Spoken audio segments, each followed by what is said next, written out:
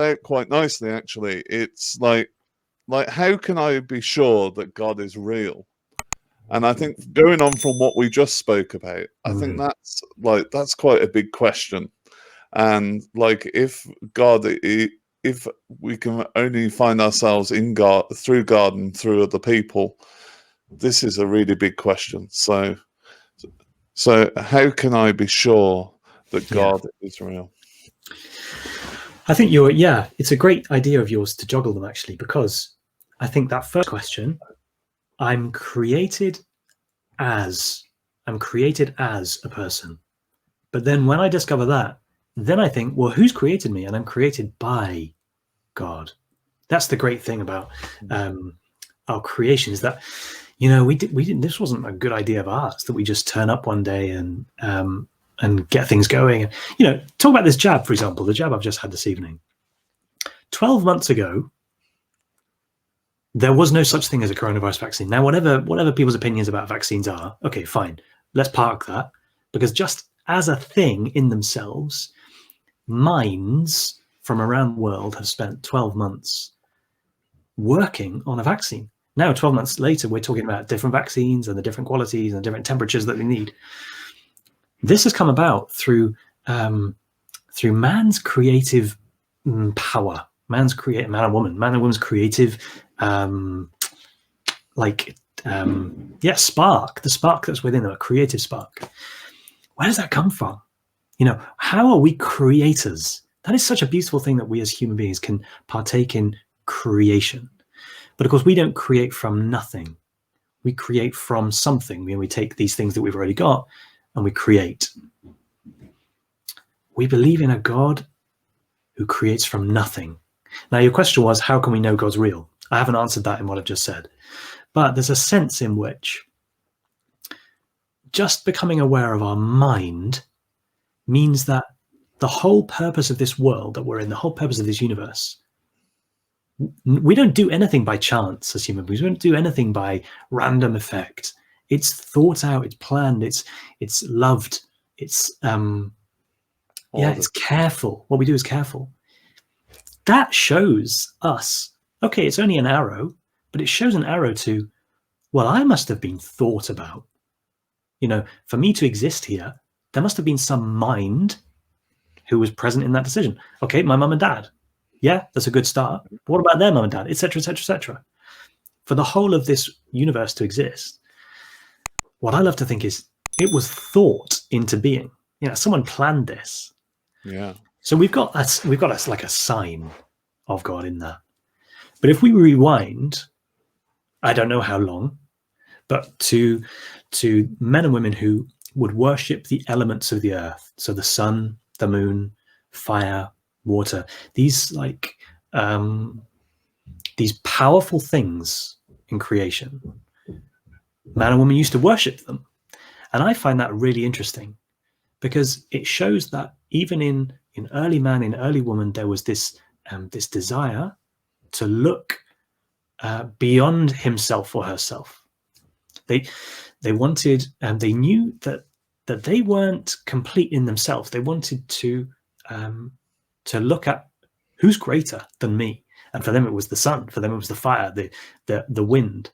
These elements that they recognized. I'm small in comparison with these things. Therefore, I give them my worship. That's a really interesting concept for me, because it shows already the desire that's deep within us to worship something. We could say only something in that point. To worship something that's greater than me, to recognize something that's greater than me. That's really important when we talk about, does God exist? Is God real? That we have been aware since the very day we set foot on this earth that there are things in this world that are greater than us. And we have this sense that we use our rational thought to create. Therefore, that suggests we didn't create that mind. That mind was put within us. So these are like, we could say, arrows that only point. Because when we talk about how is God real, if someone's hoping that this evening I would say, yeah, I mean, you just do this, this, this, and then you know God is real. I'm not going to say that. And nobody's ever said that. Because there's no, we have to have the right language when we ask that question. You know, is God real? Well, if I'm looking for a mathematical solution, I'm not going to get one because it's not a mathematical question. I can get a mathematical answer. Science, the same. It's not a scientific question, so I can't get a scientific answer. What is it? It's a faith question. That doesn't mean like a cop-out question, you know, just make up whatever you want. It's the way we know things. So how do I know you, Stephen, this evening? By sight. I know that I'm on this chat with you because I see you. Absolutely. How do I know chocolate? By tasting it, by smelling it. That's how I know chocolate. How do I know God and God's existence? It's the medium by which I know him is the medium of faith. And that's a really interesting medium. Because what does that mean for us today? What does faith look like? It's never just, you know, this argument that some people say, oh, well, you just believe in a God of the gaps. You don't have an answer to a question, so you just say, well, it must be God. That's not it at all. Instead, it's a deep reverence within humankind, within men and women, that recognizes there is something greater than me.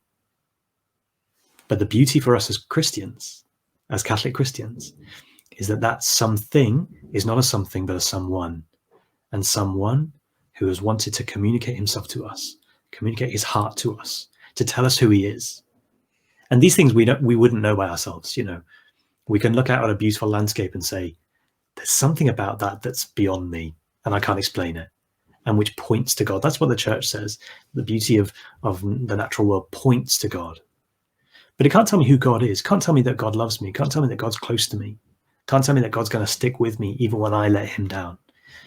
That we know through revelation. That we know through the Bible. That we know through Jesus Christ and what he shared with us. Yeah. How would you say then, say someone was listening to this and went, but how can faith and reason go together? Like, you know, like, how can I be sure? How does that go with reason? Faith and reason, great question. So Pope John Paul II called these two wings on which we rise as humans, so that we need both. You know, to use our, like I was saying with the vaccine, just as an example. I know it's a bit of a polemic example, so maybe I shouldn't use that one, but I think it's a very topical one. So with a vaccine, it's taken science to create that. It's taken reason to create that. It hasn't taken, I was going to say it hasn't taken faith. Now, understand me correctly. When I say that, what I mean is that's the wing of reason that we're using to get to it, to get to the point of a vaccine. We're using the wing of reason. And yet, you only use one wing, that bird's not going to go up anywhere. You know, we have to use reason, we have to use science, we have to use all these gifts that the Lord has given us.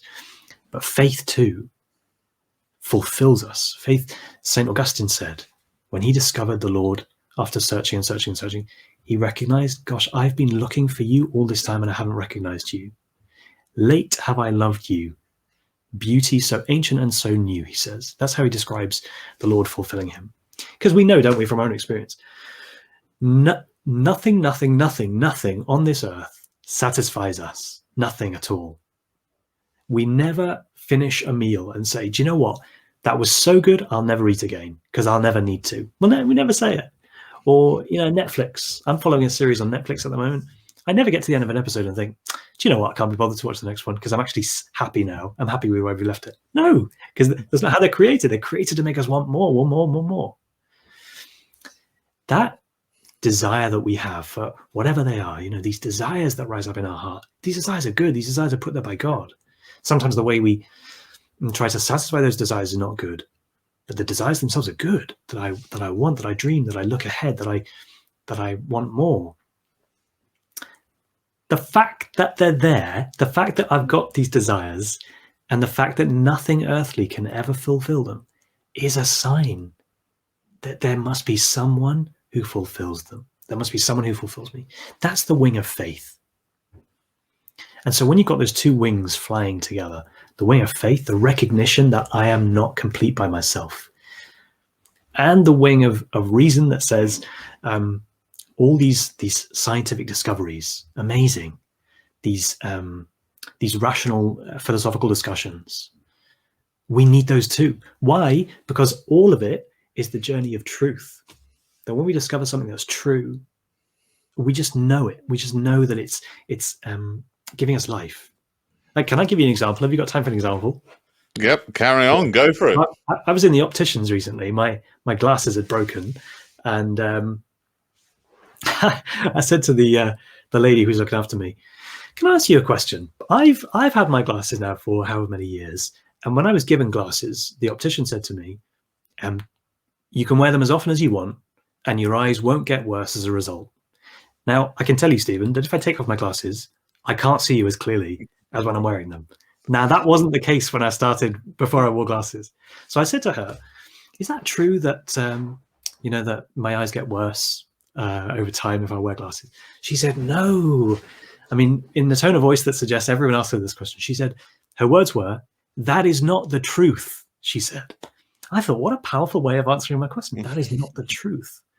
And she went on to say that basically it's nothing to do with the eyes, and it's to do with muscles. So actually, if you had a few days off your glasses, your muscles would get back to thinking, oh yeah, I'm actually used to this now. It's what we're used to. Actually, this was my vision at the start, and I was just used to it.